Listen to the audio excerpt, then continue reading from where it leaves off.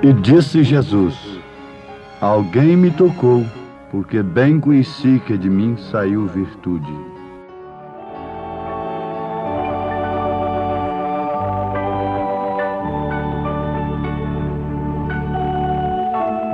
Quero, ó Deus, parecer com Cristo. Isto quer dizer, quero, ó Deus, rejeitar o mundo, condenar as obras infrutuosas das trevas. Quero, ó Deus, ser manso e humilde de coração. Quero, ó Deus, parecer com Cristo. Quero aliviar as dores dos sofredores. Quero, ó Deus, parecer com Cristo. Quero ter um azorrague na mão. Quero ter a sã doutrina. Quero, ó Deus, parecer com Cristo, quer dizer, quero ser puro. Quero ser crucificado. Quero ser dirigido, controlado pela pomba, pelo Espírito Santo, ainda que seja para o matador.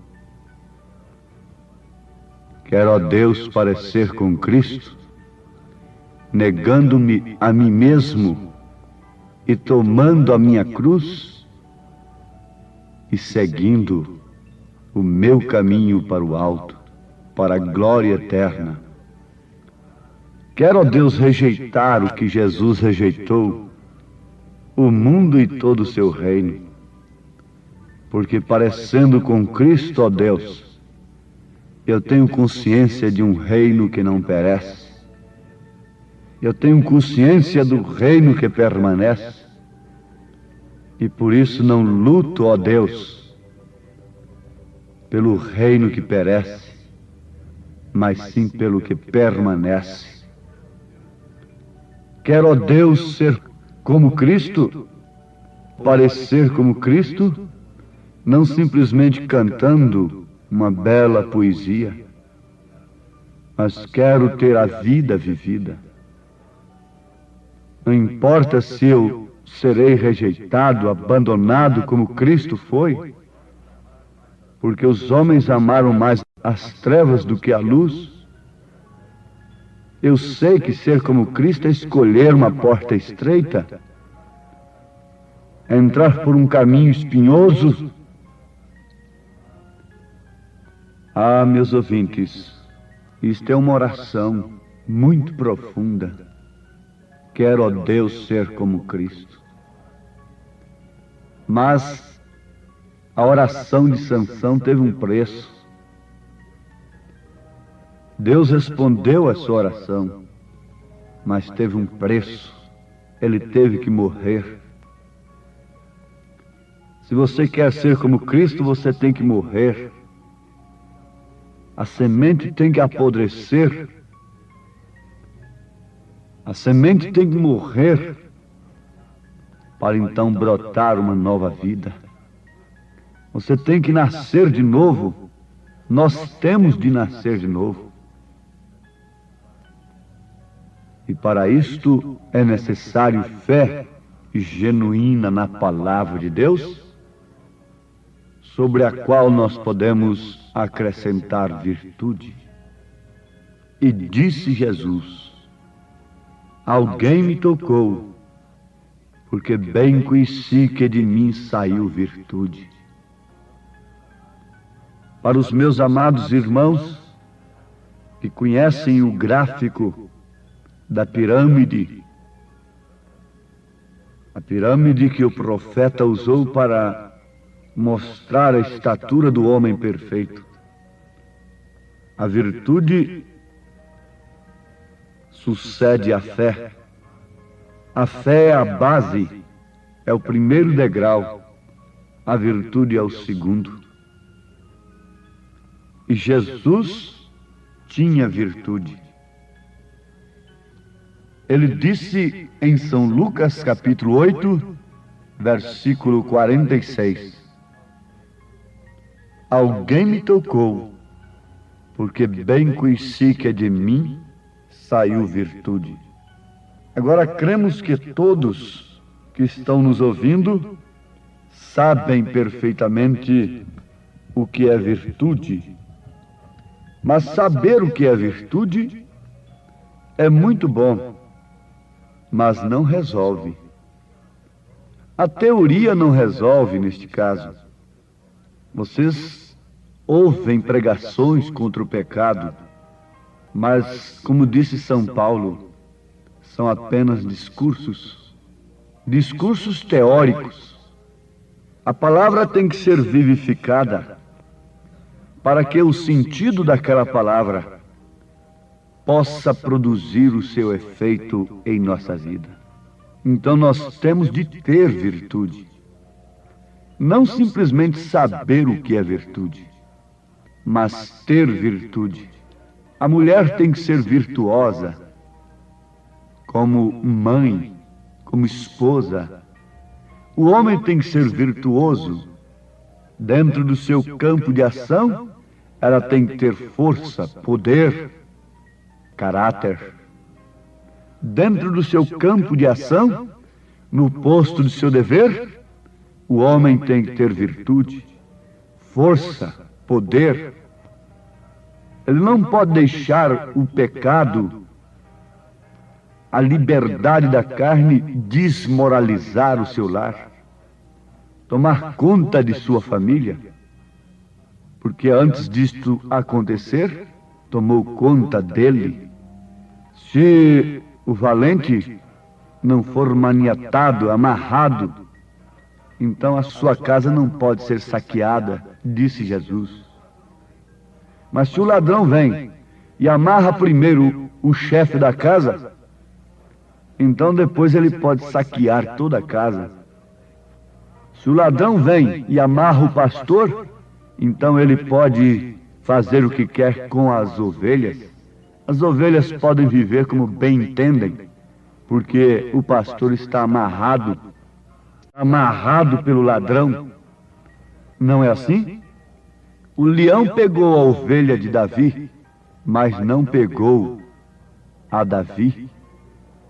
O urso pegou a ovelha de Davi, mas não agarrou a Davi. Pelo contrário, foi agarrado por Davi, e por isso a ovelha foi salva. E é preciso ter virtude, e quer dizer força, poder. Não a força humana, a violência, a tirania, mas é a força que vem de Deus, que se opera através do amor, que por sua vez é corretivo e não tem acepção de pessoas. Não tem um membro mais rico do que o outro e que deve ser mais tolerado. Não. O amor é indiferente a estas coisas humanas, sociais. O amor é corretivo. E sem ele não pode haver esta força, este poder, que é a virtude. Se saiu virtude de Jesus para curar a mulher que estava enferma, então ele, Jesus, espera que a mesma virtude esteja em sua igreja, porque ele foi nosso exemplo. Ele não está simplesmente com a igreja, ele está na igreja. E a Bíblia diz que ele é o mesmo ontem, hoje e eternamente. Aos Hebreus, capítulo 13, versículo 8. Se naquele dia ele teve virtude, ele teve força e poder, e ele está na igreja hoje, ele está em você, então você também tem de ter virtude, que é força e poder, bem entendido, no seu campo de ação, no posto do seu dever. Ele espera que esta virtude flua do seu corpo, que é a igreja, E se ele teve virtude para dar às pessoas, então, estando na igreja, ele espera que nós tenhamos virtude para dar às pessoas. Quando as pessoas nos ouvem, elas têm que passar por uma experiência de que não estão ouvindo uma coisa comum, que não estão ouvindo apenas uma propaganda do Evangelho, uma propaganda de Jesus Cristo, como as demais propagandas. Que coisa horrível! Eu vi exposto na cidade aquela propaganda numa placa enorme, uma fila de mulheres vestidas imoralmente. Estão expostas diante de todos que passam, sejam mulheres, sejam homens, sejam mocinhas, sejam mocinhos. Todos têm que olhar aquela propaganda, aquela fila de mulheres, um palhaço no meio delas. Está ali um palhaço e uma frase acima delas dizendo com letras grandes: eu vim para confundir, não para explicar. Oh, meus irmãos, eu li aquilo. Aquilo está exposto por toda a nossa terra, naturalmente. E disse: como o diabo está falando a verdade. Eu vim para confundir, não para explicar. Eu vim para confundir o Evangelho. Eu vim para confundir a verdade e não para explicar. Satanás está falando através daquela propaganda. Eu vim para confundir o povo, a liberdade com licenciosidade, confundir uma coisa com outra, a ponto do povo não entender o que é liberdade com licenciosidade. Ele está dizendo ali que veio para confundir, mas que declaração tão correta. Mas graças a Deus, a mim você não confunde. E há muitos filhos de Deus que nesta hora agradecem o Senhor, confirmando também nos seus corações: a mim, Satanás, você não confunde mais. Nem com seu evangelho de cura divina, nem tampouco com seu evangelho científico. Cada cristão deve saber o que é a verdade, porque caso contrário, não somos cristãos. Pilatos não era cristão, e por isso ele perguntou: o que é a verdade? E você não pode ir além do seu ponto de interrogação. Quando há um ponto de interrogação na sua vida, você não pode seguir adiante. Você tem que ficar parado ali, interrogando. E Pilatos não podia passar dali, mesmo estando diante da verdade, que era Cristo, a verdade encarnada. Pilatos conheceu a Jesus? Sim, conheceu. Mas, no entanto, existe uma lenda que hoje ele está no inferno, lavando as suas mãos numa bacia de sangue. Isto não interessa para nós, a lenda, mas é certo que todos aqueles que não conheceram a Cristo, diz a palavra, pereceram. Mas ele conheceu. Mas, no entanto, não passou de sua interrogação. O que é a verdade? Você conhece o Evangelho. Você conhece a Cristo. Mas, veja, onde está o ponto de interrogação? Todo cristão tem que conhecer a verdade, porque quem conhece a verdade não será confundido. Quem conhece a verdade terá a explicação do mundo em que estamos vivendo hoje. Quem conhece a verdade é cristão. E o cristão tem Cristo. E ele é ensinado exclusivamente por Cristo. Aquele que tem a unção do Santo não precisa de ser ensinado por ninguém. Por quê? Cristo está nele. Ele aumenta a sua fé. Ele, na verdade, ouve a palavra de Deus. Mas tendo a unção do Santo, não é um homem que está pregando, que está o ensinando, mas é o próprio Cristo. Se aquele homem que está pregando tem virtude na sua mensagem, a virtude de Jesus Cristo, então há uma sintonia daquele que está ouvindo com aquele que está falando. É uma sintonia. É como nesta hora, o ponteiro aí do seu rádio está bem caiado, bem sintonizado no canal desta emissora. E por isso você está ouvindo a minha voz. Sintonizou uma coisa com a outra. Você está sintonizado com Cristo. E outra voz você percebe logo. Se houver uma interferência neste canal, você percebe logo. Esta não é a voz original. Amados, pensemos nisto.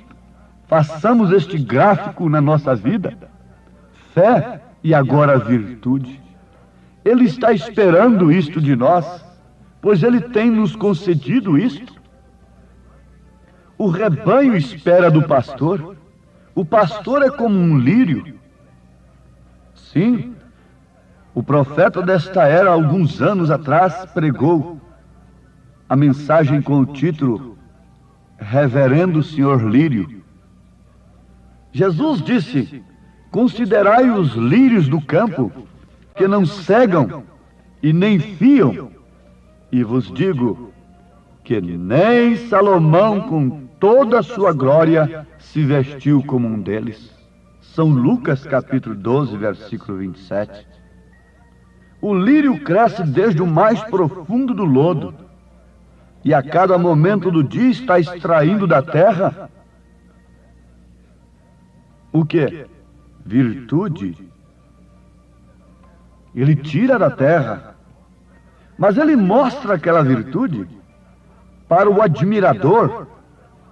O lírio é uma coisa formosa. O lírio se abre para que a abelha entre a tirar sua parte, o mel. Ele não se queixa, tem estas coisas para reparti-las. Agora, que tal se a abelha chega ali e não encontra nada? Oh, que lírio bonito! Oh, que sermão lindo! Oh, que igreja tão linda! Mas o que se extrai daí? Extrai daí uma nova vida? Extrai daí a virtude do Senhor Jesus?